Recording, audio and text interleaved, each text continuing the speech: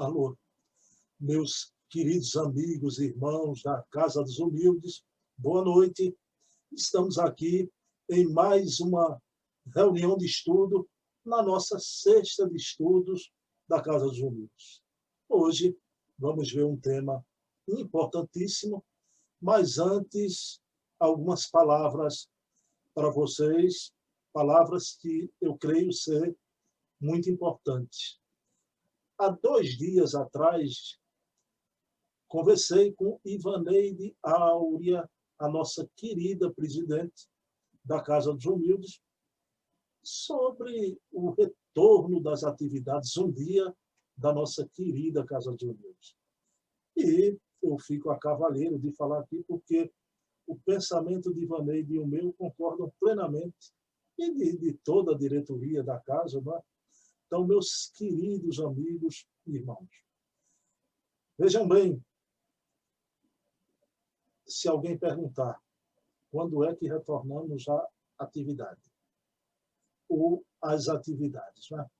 A resposta é sine die. Não há dia certo para retornarmos, né? A situação permanece como no mês de março, quando paramos as nossas atividades físicas, porque as atividades espirituais permanecem, não é? Pessoal, em 3 lares geriátricos espíritas, aqui de Recife, Pernambuco, houveram desencarnes de vovozinhas. Então, a Casa dos Humildes não pode nem um minuto brincar com a vida das nossas vovozinhas. Elas estão seguras. Mas vamos fazer aqui um exercício de lógica. Enquanto a vacina não vem, uma vacina segura, não uma vacina duvidosa, que não realmente não resolve essa situação, vocês sabem os protocolos como se apresentam, não é? Então, aglomeração de jeito nenhum, qualquer público, instituição, 30% do público, né? Instituição religiosa, mas vejam bem, o passe, como estamos acostumados, numa sala, num recinto fechado, nem pensar, absolutamente. Né? As nossas mediúnicas, com o doutrinador com a boca no ouvidinho do médium, dialogando com os espíritos, nem pensar. Espiritualidade é a primeira a não querer isso de forma alguma. Então, descarte a mediúnica também. Então, se não vamos ter nenhum passe, nem a mediúnica, não, mas a gente abre para as palestras, com 30% do auditório.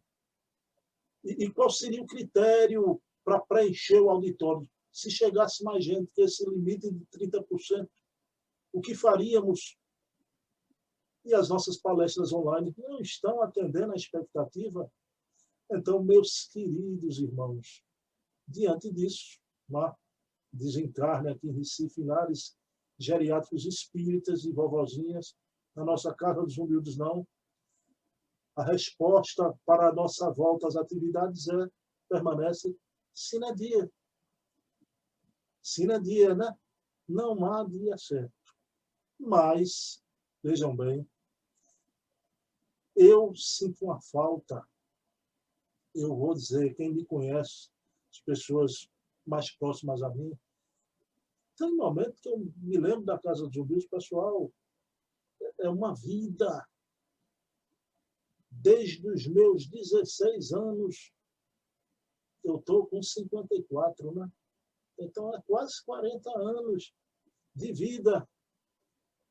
Tem hora que eu perco o fôlego e as lágrimas vêm aos olhos, né? A falta que sinto. Sinto dos outros centros onde eu vou todo mês. Os que eu vou ainda não reabriram, né? Que dirá da minha casa, né?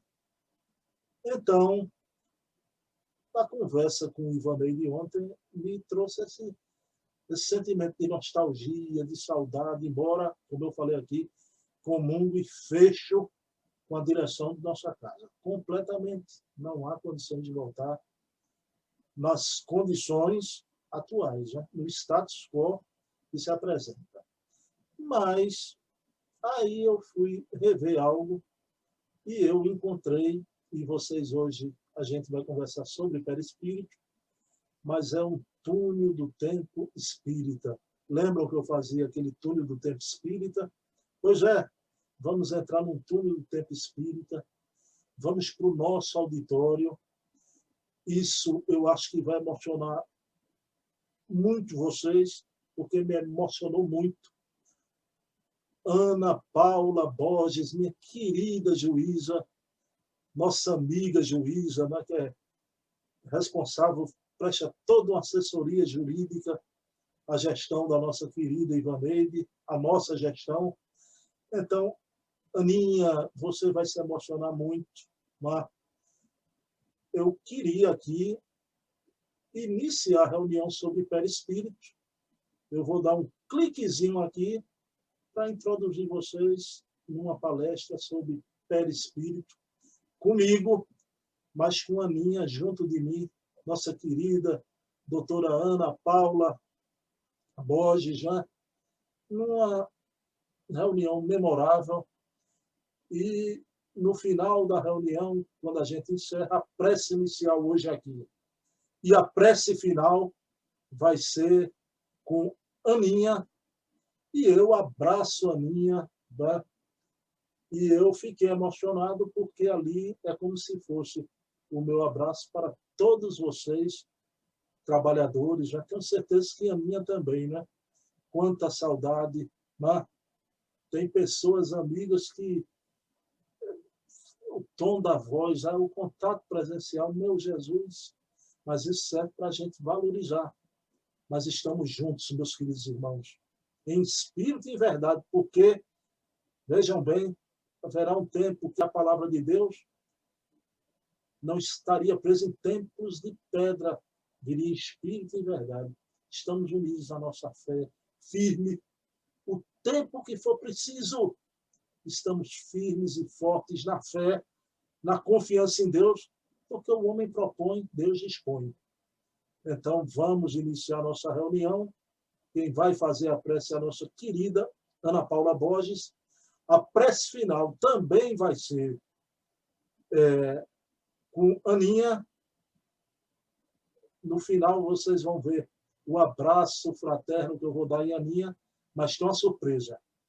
Quando sair o vídeo da nossa reunião de hoje, o fabuloso perispírito vai voltar para mim aqui, né?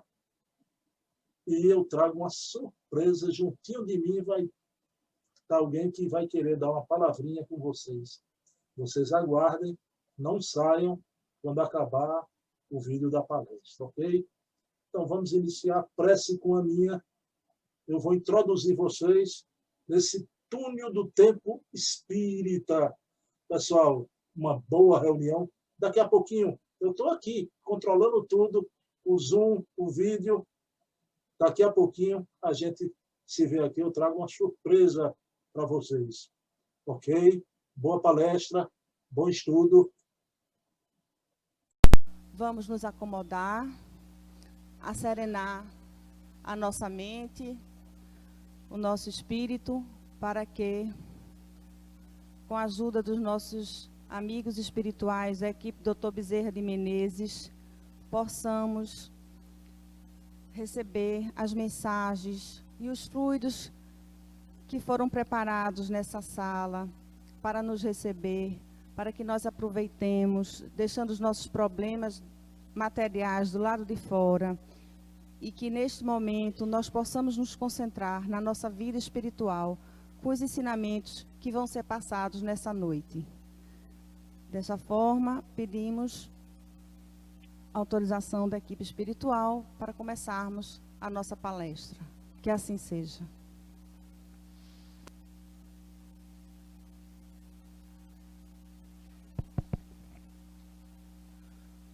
Alô, pessoal, boa noite.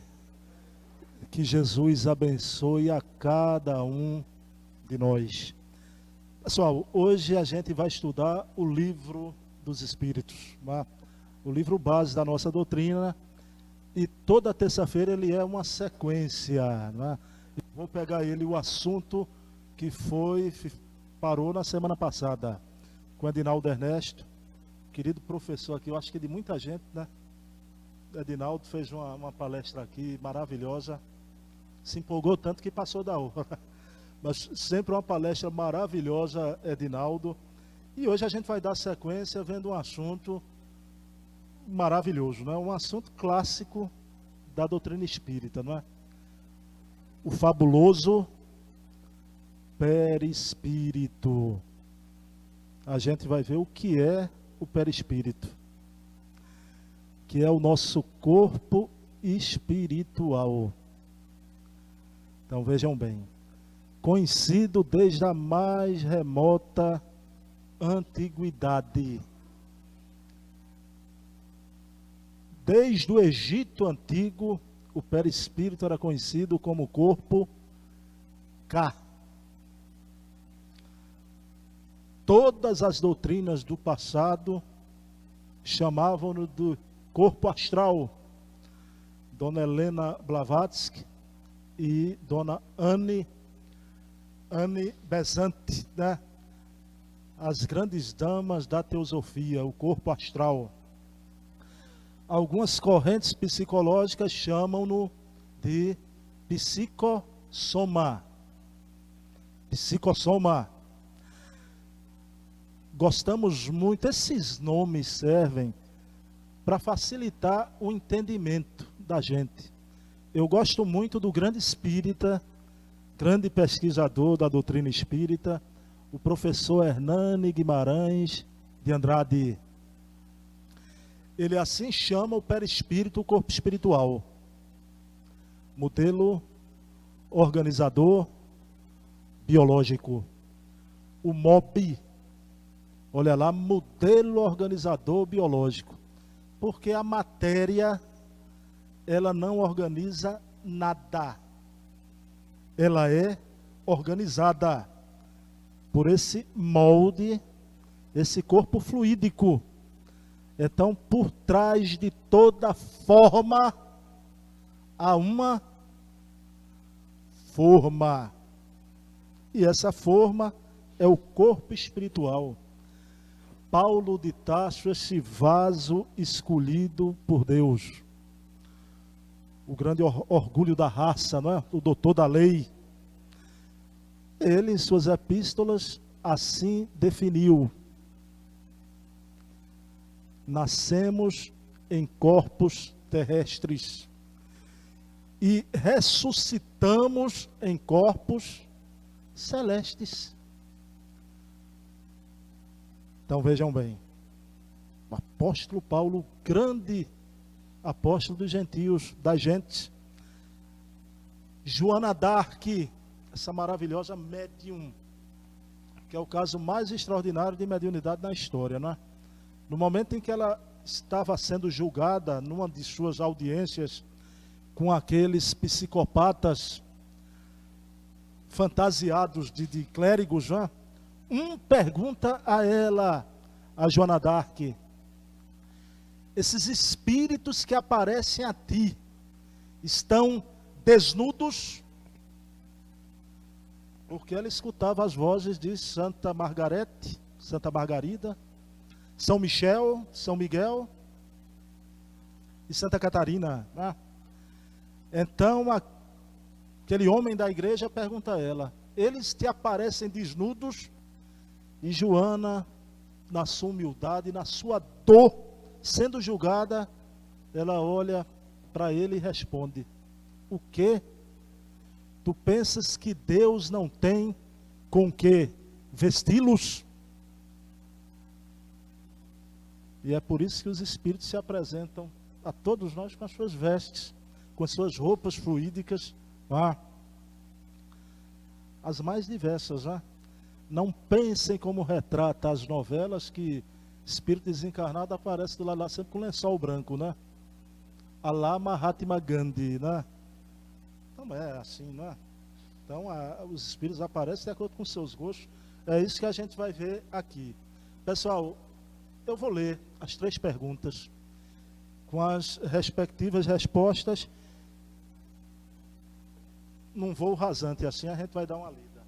Só que depois, com mais calma, a gente vai ver as propriedades do perispírito, que vai dar para a gente compreender tudo que os espíritos vão dizer a Kardec, né? Relatado na obra O Perispírito. Não vou ler nada, ok? Só vou ler as perguntas. Não vou ler nada, eu vou apenas citar as propriedades e a gente vai conversando. O tema é esse, a gente vai se deter nesse tema somente, né? Eu não faço uso de data show, podia usar aqui uma desculpa, que é uma desculpa verdadeira também, né? Que a gente não tem tempo, a gente já tem o danado do blog para cuidar, não é? Que a gente está sempre, todo fim de noite alimentando esse blog, não tem tempo para preparar lâminas, mas não é só isso, né? Confesso a você que eu faço parte daquele grupo que pensa, é um grupo mais atrasado, que numa palestra fosse estar na palavra, né? Embora que a imagem facilita, claro, né? A imagem facilita, mas às vezes a gente se prende muito, de ficar de coxa para o público lendo o texto, então, sem data show, né? Então vejam bem, a primeira pergunta que Kardec vai fazer. Aliás, Kardec era um didata, um educador, que estudou com Pestalozzi. Para quem não sabe o termo, e vocês vão ver aqui, o termo perispírito, eu vou perguntar para quem já sabe, muita gente já ouviu, esse assunto aqui é recorrente, né? Quem é o autor, quem foi que criou esse neologismo, essa palavra nova, perispírito? Quem foi? Quem? Foi ele mesmo. Quem? Kardec. Kardec era impressionante. O termo espírita ou espiritista dá alcunha de Kardec. Kardec, por ser um educador, vejam bem, ele classificava os mundos primitivos, de expiação e prova, de regeneração, mundos celestes, né? Classificou em caixas de evolução os espíritos, aquelas 3 ordens, né? Espíritos imperfeitos, bons espíritos, espíritos puros. Mas essas 3 ordens dão origem a 20 classes, que vocês vão estudar nas próximas semanas aqui, né? Então Kardec classificou os mundos, classificou os espíritos, classificou os tipos de mediunidade. Então vejam bem que homem genial, porque Kardec é coautor. Se os espíritos traziam a mensagem de além-túmulo, Allan Kardec era um comandante em chefe, um espírito à altura, do mesmo nível que os mensageiros que traziam a terceira revelação à Terra.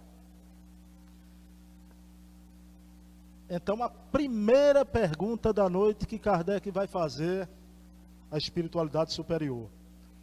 O espírito propriamente dito, nenhuma cobertura tem, ou como pretendem alguns, está sempre envolto numa substância qualquer.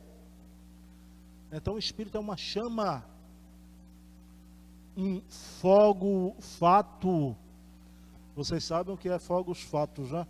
Que aparece sempre em cemitério, aquela luminescência, que as 2 explicações ambas são verdadeiras, né?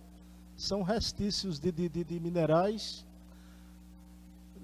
na sua energética, agora também são resquício da energia do desencarnante, né?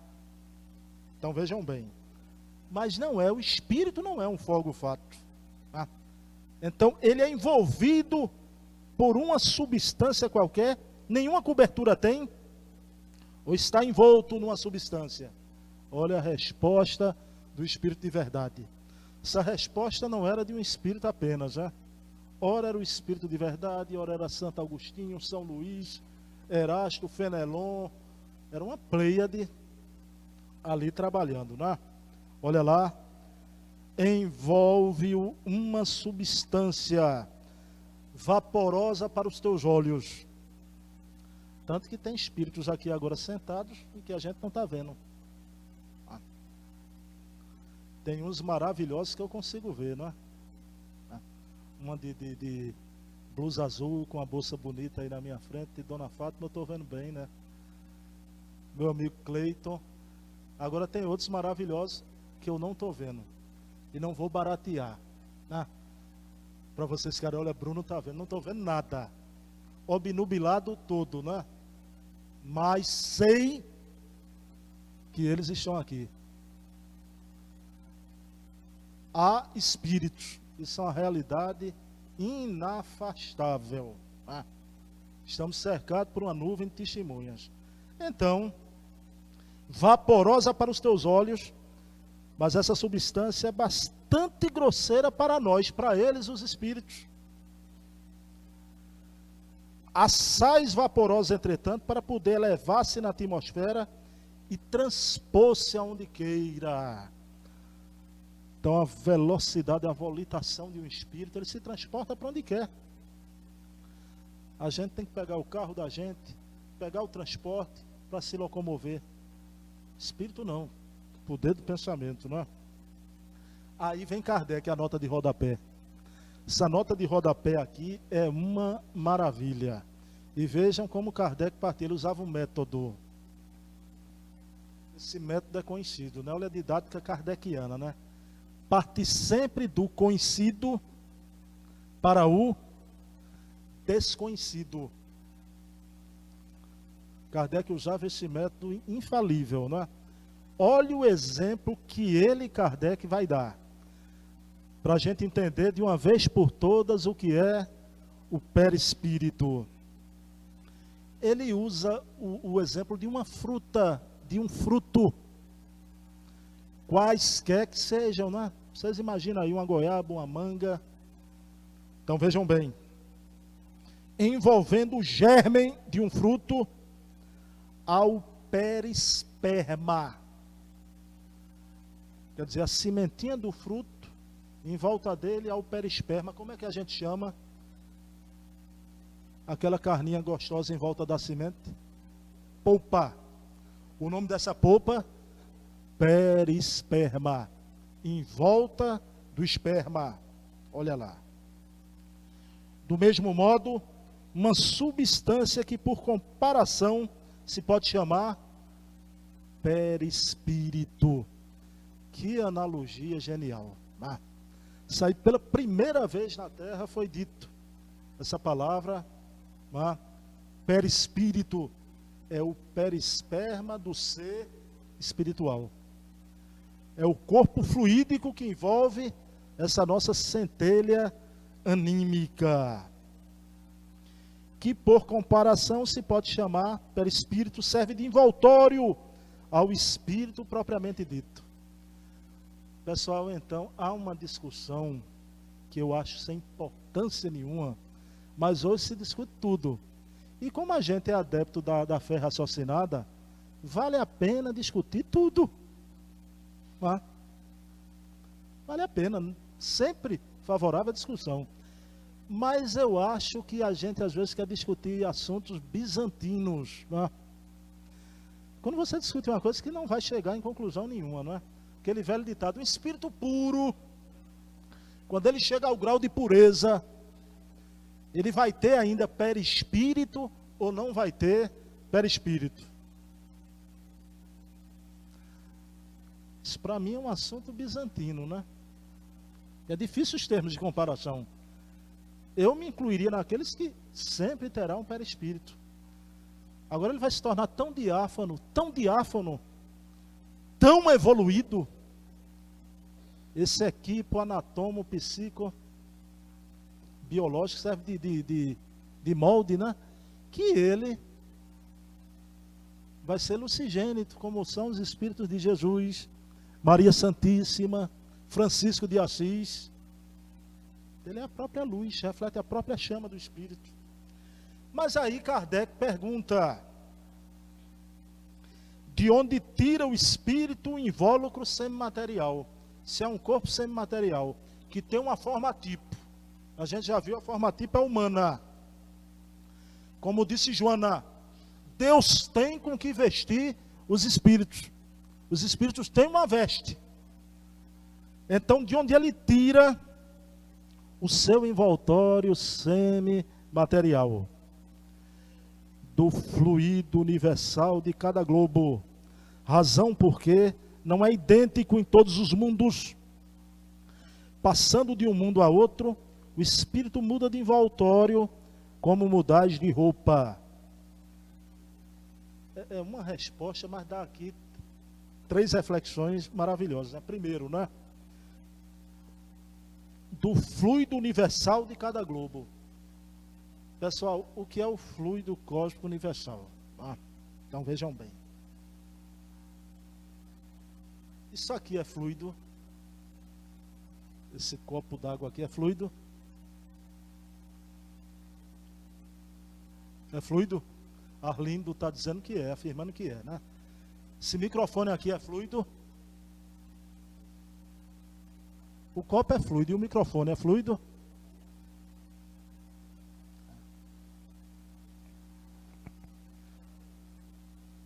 É fluido? Sim, é fluido, né? Em que estado? Condensado. É o fluido cósmico universal no estado condensado, né? No mundo espiritual existem objetos. Quem já leu André Luiz, e fica até o convite, a gente vai estudar aqui todo segundo domingo, das 8h30 às 11h30, a obra completa de André Luiz, quem puder vir, né? André Luiz descreve aqueles departamentos do mundo espiritual, e ele descreve mesas, cadeiras, objetos. Ali é o fluido cósmico universal no estado etéreo. Olha lá. Por isso, quando a gente vai ver nosso lar, você percebe que tem uma cozinha. Que tem até aquela greve famosa do livro, né? Mas a cozinha com substâncias fluídicas. Condensados fluídicos. Aqueles sucos fluídicos, né? Sopas fluídicas. Então vejam bem. Então o espírito, como diz aqui, tira as suas vestes do fluido universal de cada globo, no seu estado etéreo. Alguém já leu aqui Violetas na Janela? Por favor, só levantar a mão, não vou pedir para falar não. Já leu Violetas na Janela? Você vê que Patrícia, quando desencarna, a avó dela prepara no guarda-roupazinho dela cópias da roupa que ela teve aqui na Terra. E ela, como era quase uma criança, né, uma menina de 19 anos, quando ela desencarna, ela fica encantada, né? De ver aquele vestido. Então vejam bem, isso aí é o fluido cósmico universal no estado etéreo. Mas olha a reflexão na mesma resposta. Passando de um mundo a outro, o espírito muda de envoltório. Os extraterrestres, pessoal, isso aqui é um ponto pacífico, viu? Um princípio básico do espiritismo é a pluralidade dos mundos habitados. Espiritismo afirma a existência de seres em outros planetas, não é? Então vejam bem, a forma tipo vai ser sempre a forma humana, como se chama nessa literatura ufológica, humanoide, não é? Humana. Agora ela é diferente, não é igual, porque ele vai retirar do fluido de cada globo. Por isso que a gente vê esses filmes e a realidade aponta que deve ser assim. Cada habitante de uma esfera, de uma praia dessa diferente, que aportar aqui, ele vai ter uma forma diferente. Vai ter os mais altos, os mais baixos. Poxa, né? Aqui tem os mais baixinhos feito Arcucho e tem os mais altos feito eu, né? Aqui na Terra. Então, como é que não? Então tem os mais altos e os mais baixos. Então, com certos detalhes, com antena, sem antena, sei lá. O doutor Bezerra de Menezes foi oferecido a ele uma encarnação num plano, num planeta mais evoluído, né? Se ele ali reencarnasse, ele teria outra forma. Mas, então, como mudais de roupa. A gente vai passar a vestir um corpo espiritual condizente com aquele mundo. Como aqui na Terra, é só a gente ver essa transformação, não é?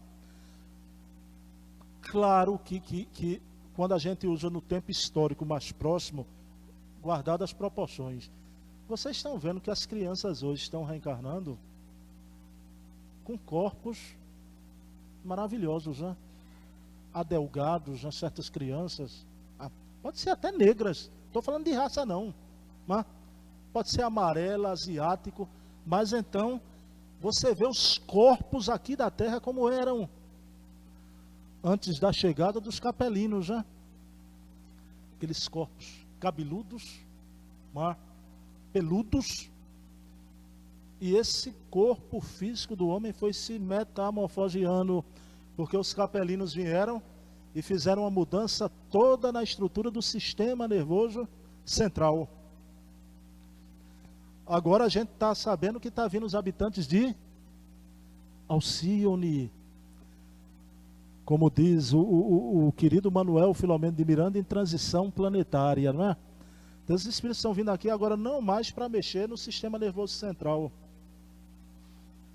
mas mexer no sistema mental, cerebral do homem, onde o homem vai desenvolver a intuição. Então, se no próprio planeta há uma mudança da forma, essa forma vai se modelando, se aperfeiçoando, imagine os habitantes de outros mundos, já. Mas Kardec ainda pergunta: assim, quando os espíritos que habitam mundos superiores vêm ao nosso meio, tomam um perispírito mais grosseiro, é necessário que revistam da vossa matéria. Já o dissemos. Por isso que entendam agora uma questão que a gente vai levantar aqui. A gente sabe que aqueles grandes artistas da Renascença vieram de mundos evoluídos. Isso dito nas obras de Chico, do Divaldo, em todas as áreas. Imagine como é difícil. Eu vou dar um exemplo aqui que eu não entendia muito bem. Fui entender agora vendo o filme, né? Vou explicar isso. Você vê Mozart, que é considerado o deus da música, reverenciado por todos os outros, né?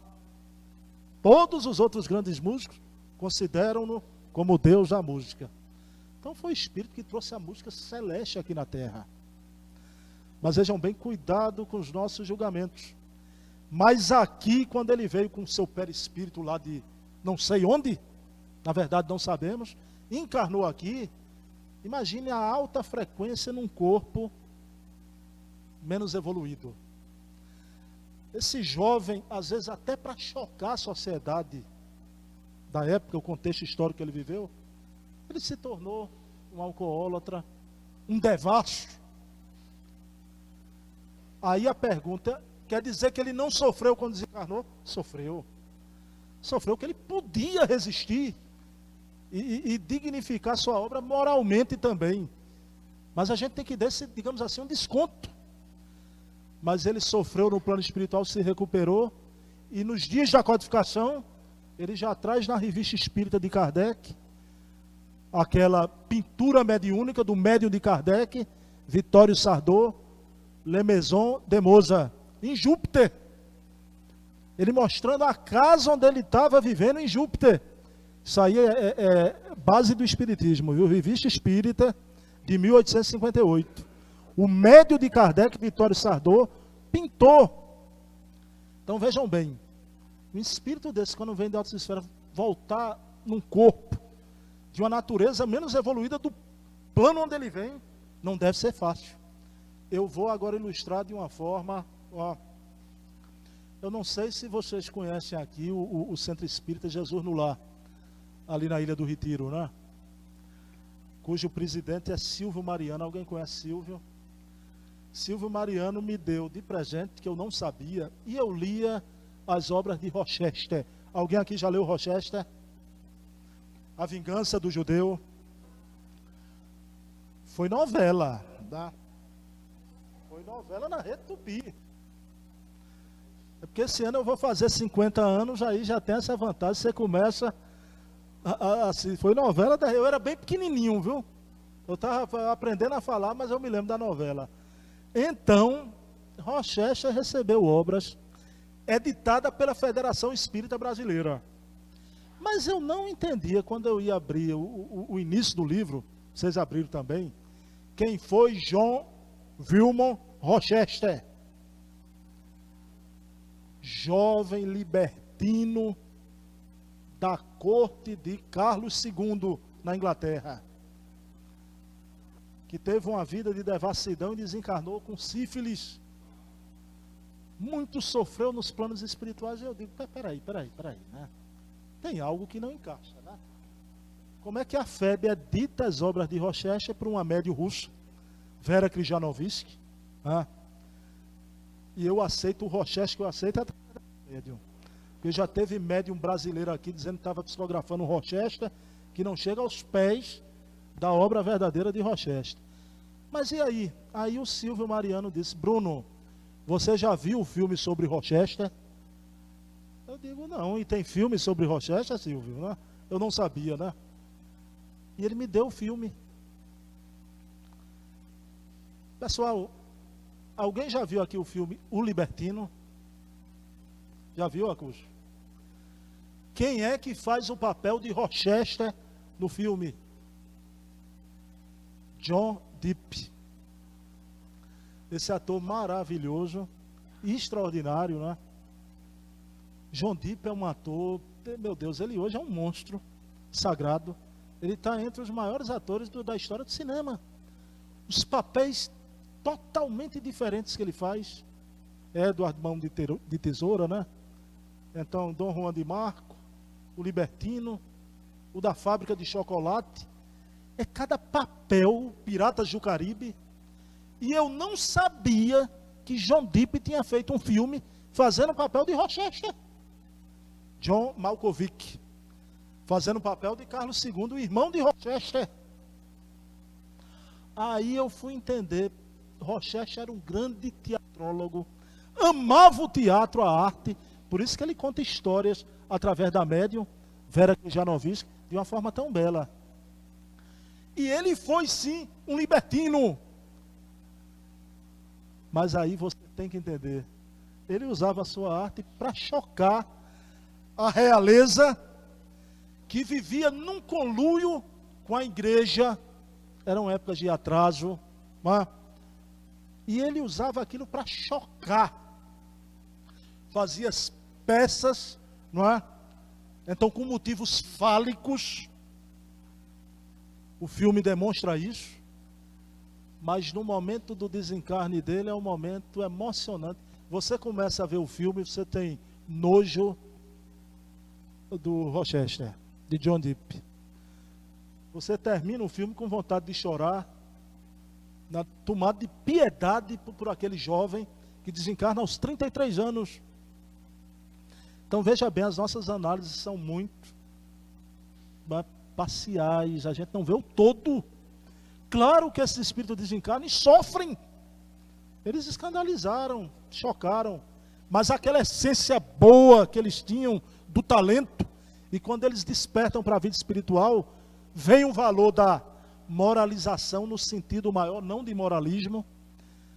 Então, de ser consentâneo às leis morais da vida, e esses espíritos entram no caminho do bem.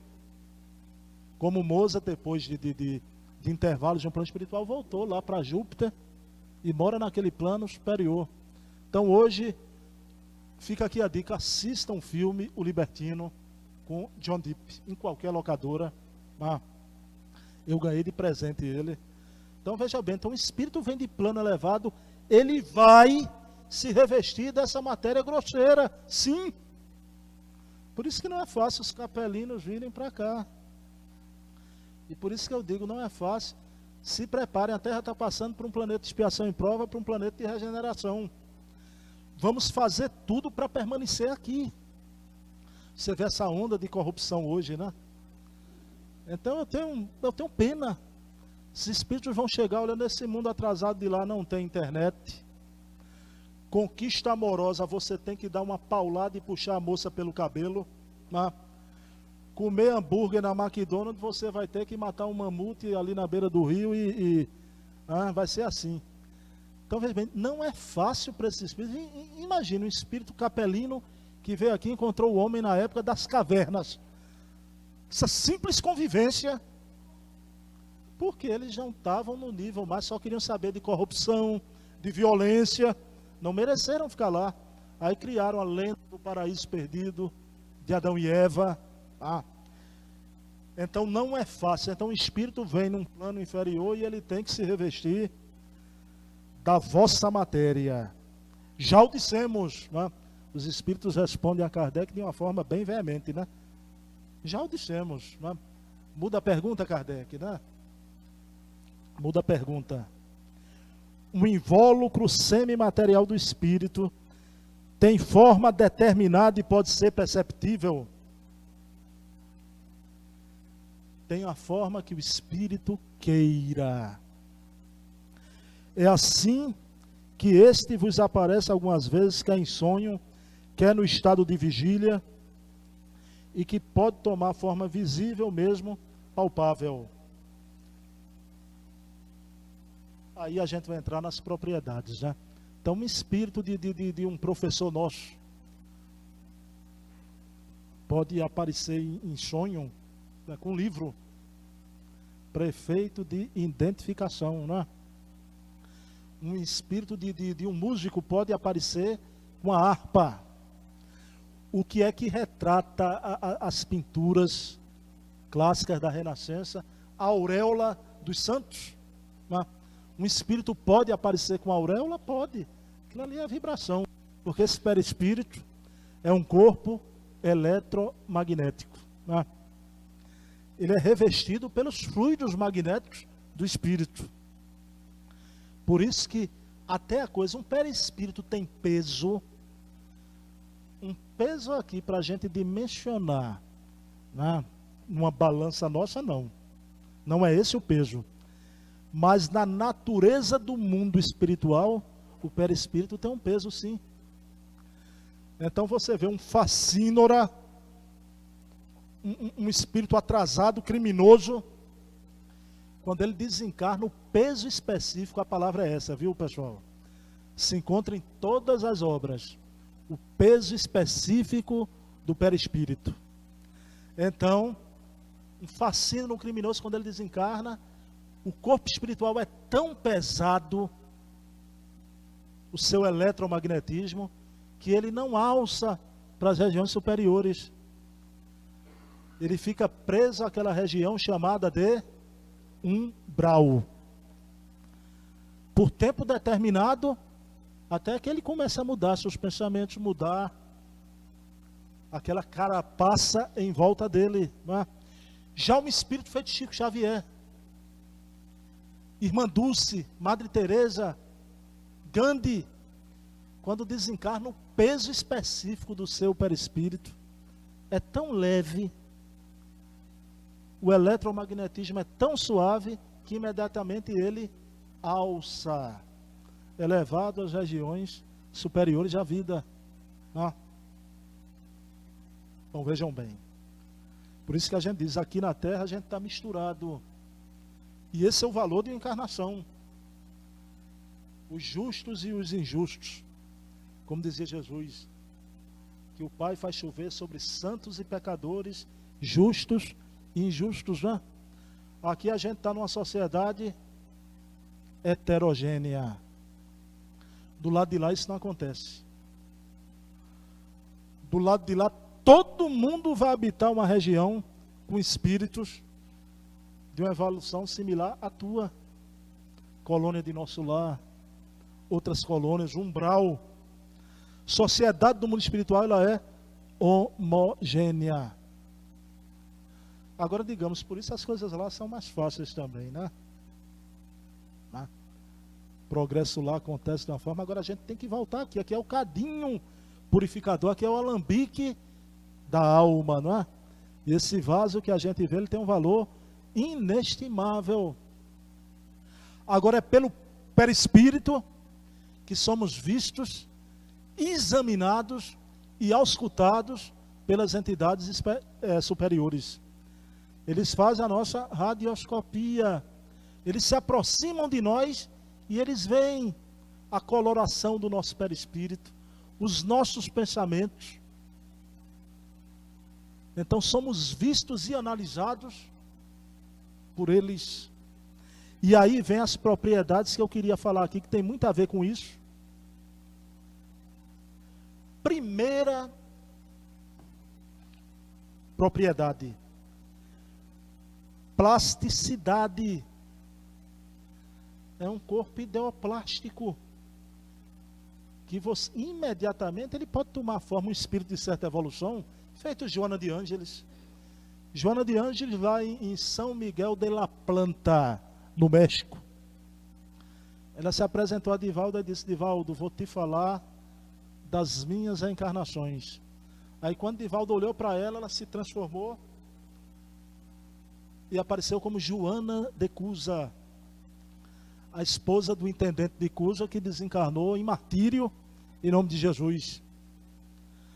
Aí Divaldo continua olhando para ela e ela se transforma em seguida em Sora Juana Inês de la Cruz, no México. A monja da biblioteca, a primeira mulher num país de língua hispânica a cursar uma universidade. Então ela se mostra a plasticidade do seu perispírito. O Divaldo continua olhando e ela se transforma na querida madre aqui do Convento da Lapa, que viveu aqui no Convento da Lapa, em Salvador. Olha o baiano aqui, tem um baiano aqui, meu amigo jornalista lá da Bahia, está aqui, ó. Ele conhece o Convento da Lapa. Ela aparece como Joana Angélica de Jesus. E por fim ela retoma a forma de Joana de Ângeles, sempre um espírito de abadesa, e sempre com esse nome, né? Isso, vejam bem o que é a plasticidade do perispírito. Por isso que já tivemos outras formas. O corpo é apenas o meu retrato dessa vida. Então temos várias encarnações, e que você às vezes não se parece nada com outra encarnação, e às vezes se parece muito. Eu fiquei impressionado quando eu fui, aquele caso do Camille Desmoulins, do livro do Hermínio, que ele tem as fotos dele em vida hoje, como Luciano dos Anjos, e a foto lá da Revolução Francesa como Camille Desmoulins, que foi ele. É impressionante como é igual o nariz. Então há casos que até a parecência física volta, porque é uma questão de corpo espiritual também, não é uma questão somente de genética, não é? Densidade, a gente já viu. Densidade é o nível evolutivo do espírito. Um corpo espiritual mais denso, mais pesado, e um corpo espiritual mais leve e mais etéreo, né? Ponderabilidade, né? Então ele é imponderável de acordo com a nossa matéria. A gente vai ver aqui porque tem junto a penetrabilidade. Ponderabilidade e a penetrabilidade. Pessoal, vejam que momento emocionante, né? Eu estou aqui com vocês, eu vou desencarnar. Quando a gente desencarna, eu não me lembro das outras vidas que eu tive, e eu não me lembro nem antes de eu reencarnar no plano espiritual. Então, no primeiro momento, meus primeiros tempos no mundo espiritual, é tudo novo. Então você já imaginou quando eu voltasse, sei lá, se eu desencarnasse hoje, né? Voltasse para minha casa para ver minha mulher e minhas filhas, aí a porta está fechada. Aí o guia espiritual disse: entre, você tem o dom da impenetrabilidade, né? Aí você vai colocando a mãozinha. Agora vejam bem, aquele filme Ghost retrata tão bem isso, né? Que emoção vai dar essa primeira penetração numa parede? Deve ser uma coisa, né? Aí você vai com medo e consegue, porque é um corpo imponderável, né? Você consegue penetrar uma parede. E a gente fica admirado, olha como é que os americanos fazem esses filmes. Pessoal, não tenham dúvida que o filme Ghost, do Outro Lado da Vida, teve assistência ali da doutora Elizabeth Kleber-Ross, da doutora Helen Van Bar, James Van Praag, um grande médium americano. Eles passam essas informações. Porque você, quando vai ver o filme Ghost, O Sexto Sentido, você fica impressionado, porque é tudo que André Luiz diz, eles conseguem retratar. E hoje nossas novelas também. Ponderabilidade, penetrabilidade, luminosidade. Então é isso, nas reuniões então vem um espírito de luz. Ele aparece, e são lucigentes, mas um espírito evoluído até ofusca. E às vezes os espíritos eles são muito, vejam bem, a ética no mundo espiritual. Alguém já leu aqui, voltei, do irmão Jacó? Rubinha já leu. Quando irmão Jacó sofreu um problema, ele trabalhou muito, trabalhou bem. Mas ele tem uma preocupação quando ele desencarnou, olhava para os amigos, Guilom Ribeiro, Bittencourt Sampaio, todo mundo tinha uma luz no peito, uma estrela dentro do peito, brilhando. Ele olhava para o peito dele, nada. E ele passou muito tempo assim. Os amigos entraram em acordo, diminuíram a sua luz. Como até em trabalho umbral, os espíritos pediam isso a André Luiz, para se revestirem daqueles fluidos daquele ambiente, para não humilharem aqueles irmãos no seu sofrimento. Claro que no final do livro é emocionante, porque depois de muito trabalho no plano espiritual, ele chega um dia, quando ele olha, todo mundo rindo para ele, aí quando ele olha dentro do peito, acendeu a luzinha dele, né? Aí vem Guilom Ribeiro, Saião, Bittencourt Sampaio, todo mundo abraçá-lo, né? Então, luminosidade, os espíritos são lucigênitos. Tangibilidade, pode acontecer, o espírito se tornar tangível? Pode, e a gente já viu casos que eu não vou, já citei em outros momentos, casos de materialização. William Crookes estudou durante 2 anos Kate King, que aparecia, se materializava e era tocada, tiraram pedaços do cabelo, mecha do cabelo dela, da roupa. Eusápia Paladino materializou a mãe de Lombroso, né? Então, tangibilidade, eles podem se tornar tangível, sim. Sensibilidade global, essa coisa, a percepção dos espíritos, né? Aqui os nossos órgãos, tudo em nossos órgãos, eles, a audição no ouvido, a visão dos olhos, o olfato no nariz. Você já pensou uma sensibilidade globalizada? A gente não imagina. Um espírito de um grau de evolução boa, mediana. Eu não preciso me virar para ver Carla. Eu continuo conversando. Claro que para dar atenção, eu estou no plano espiritual, ela também. Eu me viro para dar atenção, devido à atenção, a gente conversa. Mas eu posso... Eu não, Emmanuel. Que eu falei, um espírito de mediana condição, né? Então o espírito pode estar de costa e ver tudo. Os sentidos, eles são globalizados. Então vejam bem, não estão circunscritos a determinados órgãos, como aqui na Terra.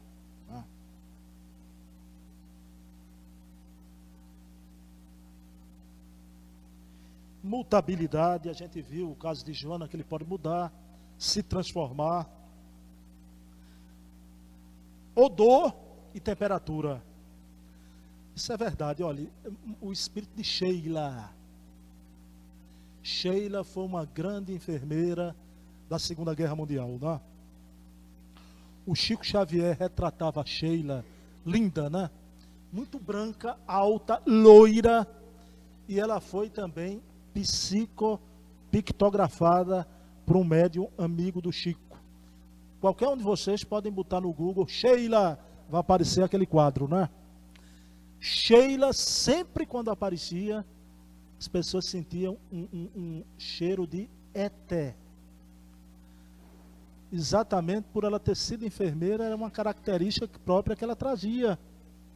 Para efeito de identificação, se ela aparecer, já sentiam o cheiro de éter. Então, essa coisa do odor. Então, os cheiros mais suaves, mais perfumados, como também, a gente sabe, reunião de desobsessão. Espíritos de suicidas, muitas vezes, que se comunicam. Pessoal, isso é um fato que a gente tem que analisar também. Não para causar, mas que trazem um odor nauseabundo, como se fosse a matéria em putrefação. Por isso que um alerta: suicídio nunca. Eu não sei porque desde o início está me vindo uma ideia de suicídio aqui, presente aqui no auditório, não sei porquê. Mas suicídio jamais. Você tem um corpo espiritual. Você é imatável, imorrível, inassassinável. Nem por você mesmo. Não queira se matar, porque você não vai se matar. Aguenta o tranco. Aguentou até agora, aguenta até o fim. Você não vai se arrepender. Você vai abençoar esse momento que você resistiu ao suicídio.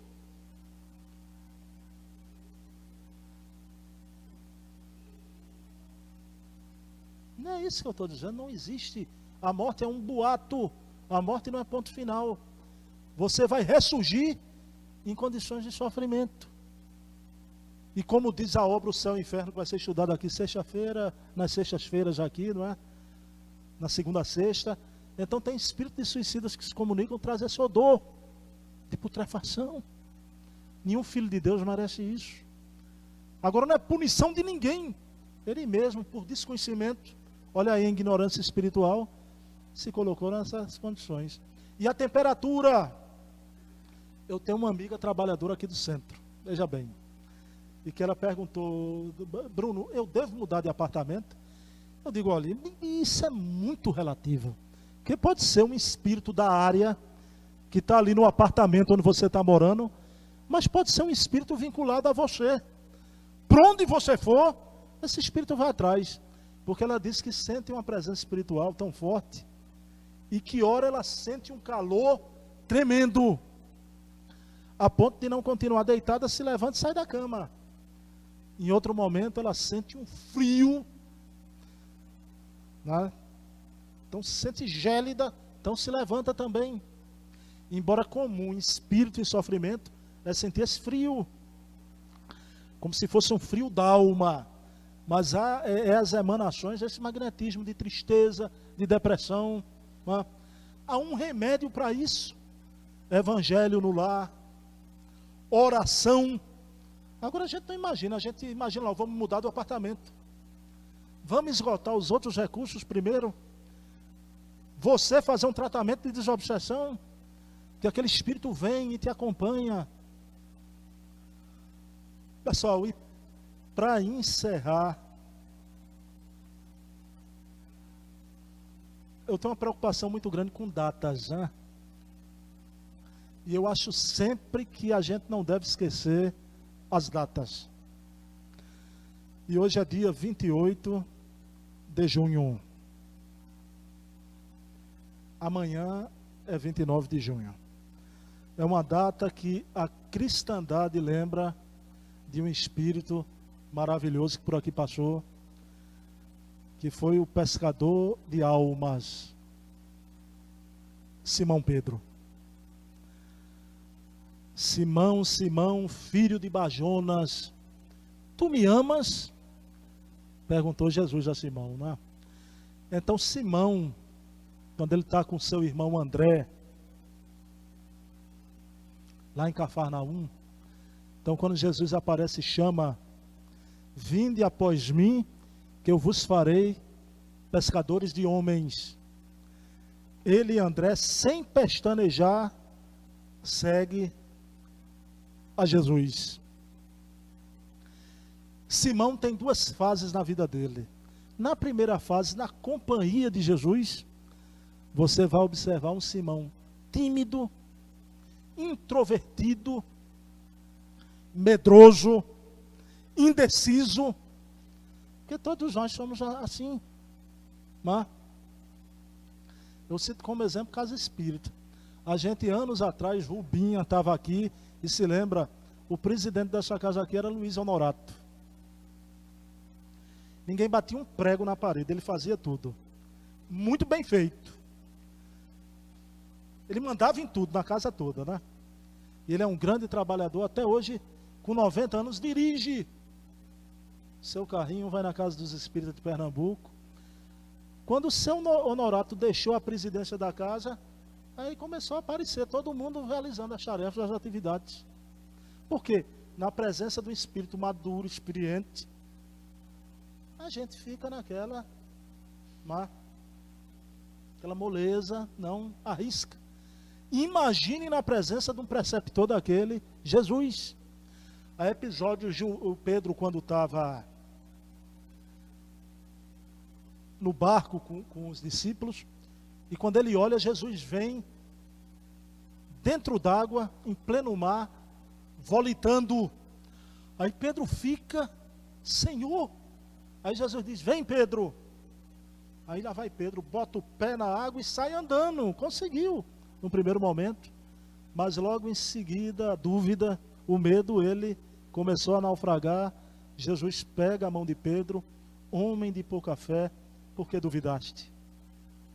Em outro momento, um temporal, uma tempestade, Jesus dormia no barco, e Pedro, olhando aquela tempestade tremenda, começou a gritar, meu Deus, vamos só sobrar, chamem Jesus, vamos perecer.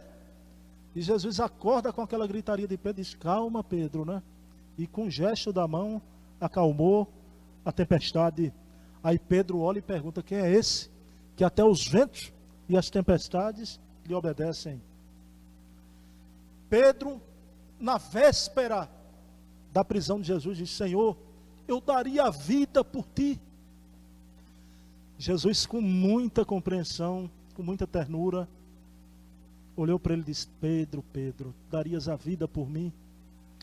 Pois ainda hoje, Pedro, tu me negarás 3 vezes. E a negação de Pedro, ele procurava se aproximar onde Jesus estava, era medo, mas era também receio. Ele tentava, uma criada do palácio viu, tu és um dos nazarenos? Pedro disse, não, não sou. Primeira negação. Mais adiante, um soldado romano passa e diz, você é um dos homens do caminho? Ele, não, não sou. Naquela ânsia de se aproximar, mas também com medo. E no momento quando ele está rente à grade do palácio, um centurião pergunta, tu é um desses do Jesus?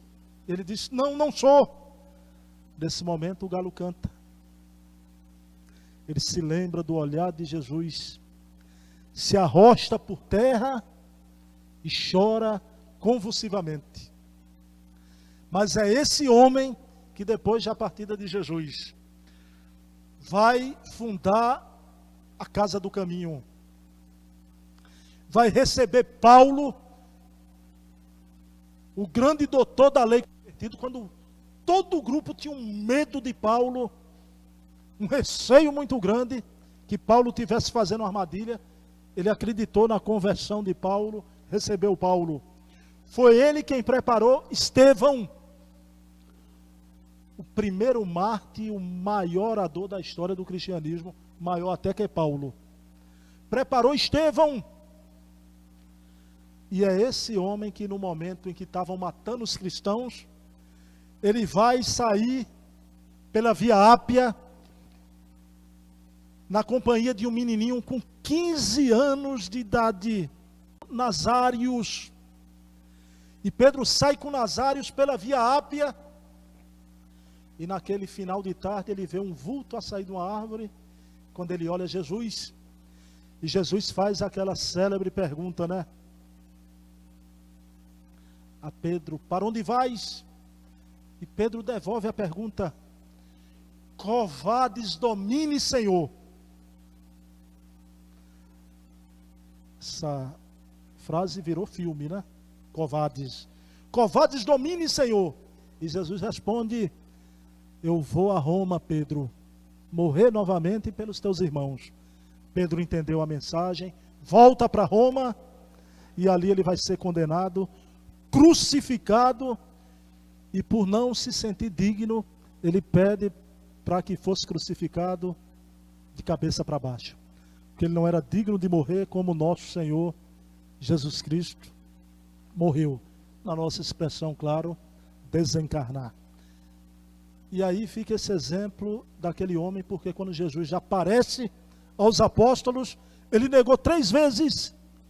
Jesus olha para ele com a mesma ternura de quando disse: tu me negarás 3 vezes ainda hoje, Pedro. Jesus olha para ele e pergunta: Pedro, filho de Bajonas, tu me amas? Pedro olhou para Jesus e disse: Senhor, tu sabes que eu te amo. A reunião vai a meio. Novamente Jesus se aproxima com a mesma inflexão de bondade e de ternura: Simão, Simão, filho de Bajonas, tu me amas? E Pedro, já emocionado, disse: Senhor, tu sabes, Senhor, que eu te amo. Quase a perguntar: por que perguntas?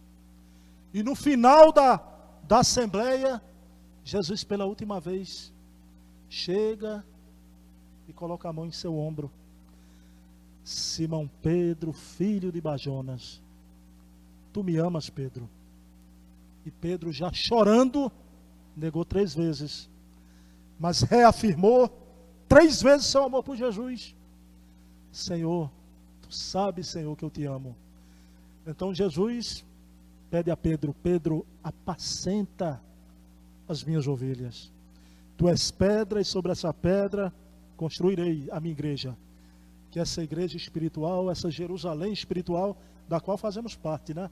Então nosso preito de afeto, de gratidão a esse espírito maravilhoso que é Simão Pedro. Uma data dessa a gente não pode deixar passar em vão, né? Pessoal, paz e bem, que Jesus amanheça em nossos corações. Um beijo na alma de vocês. Muita paz.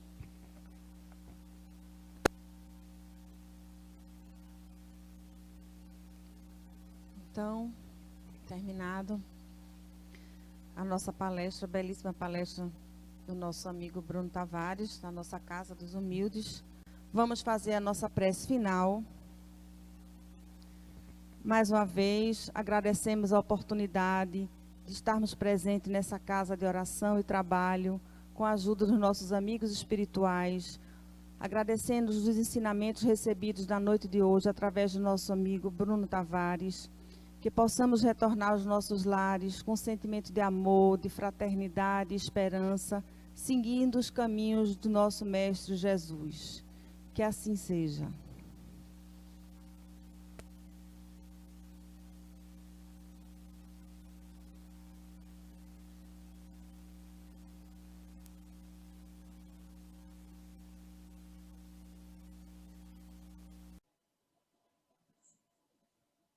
Pessoal, gostaram da surpresa? Vocês estão notando que eu me emocionei muito aqui, né? Vendo esse final da nossa reunião e dando um abraço na minha querida Aninha. Pessoal, que momento de emoção, né? A Casa dos Humildes, vocês são minha família e nós todos somos a família espiritual um dos outros também, não é? Aninha, querida, esse abraço eu devolvo para você, Aninha. Um abração para você, viu? Um abraço do seu irmão que lhe ama em Cristo, lhe adora. Pessoal, e representando os trabalhadores da casa, né? Da nossa querida e amada Casa dos Humildes, a gente vai encerrar aqui, já fizemos a prece, a Aninha fez a prece final na reunião, mas eu trago aqui Aninha, a nossa querida juíza, nossa dileta juíza, Ana Paula Borges, que quer dar uma palavrinha para vocês também, uma mensagem afetiva para vocês, viu? Um abração, que Jesus te abençoe, Aninha. Com vocês, com a palavra, a nossa querida Ana Paula Borges. Oi, que surpresa boa! Agradeço, um abraço, que abraço maravilhoso, muito especial. Aproveita esse abraço fraterno e abraça cada um de vocês nesse momento, que estamos ligados espiritualmente, conectados, mesmo através da distância física. Muitas saudades de todos, muitas saudades da nossa casa. Que todos neste momento possam receber esse meu abraço fraterno. Beijo em todos, muita paz, muita luz. Bem, meus queridos amigos e irmãos, espero que vocês tenham gostado da surpresa dessa noite. Então, com um abraço de Aninha para todos vocês, para todos nós, resta apenas encerrar a reunião de estudo da noite de hoje. Paz e bem, que Jesus amanheça em nossos corações. Amanhã, no meu canal, assisto a entrevista com o pesquisador espírita Jorge Recém. Espero vocês amanhã, 8 da noite, no meu canal. Pessoal, um beijo na alma, muita paz, felicidade para todos vocês.